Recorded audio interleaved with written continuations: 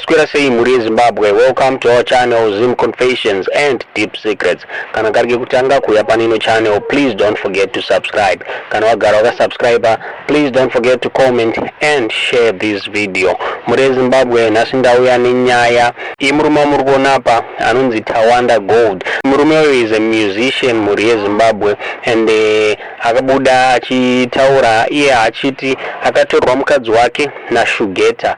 Murume arataura achiti Shugeta aiva best friend yake, akasvika pakumutorera mukadzi wake anonzi Clara uyo wamuri kuona ari papicture iyo vari tu NaShugeta. Muri Zimbabwe Tawanda abuda achigunun'una achiti aitrusta Shugeta zvekusvika pakuti vaenda vese kuchechi pamwechete nemukadzi wake vachienda kuma-family gatherings, even kumabrai aimuinvita. Then Shugeta akazosvika paakayeverwa nemukadzi weshamwari yake ndokutora mukadzi weshamwari yake. Muri Zimbabwe inyaya inoshamisa ati kuziva kuti Tawanda uyu ari kutaura chokwadi here. Iye Shugeta wacho asati aresponda panyaya iyi muri Zimbabwe. Tiudzei zvamuri kufunga panyaya iyi muri Zimbabwe.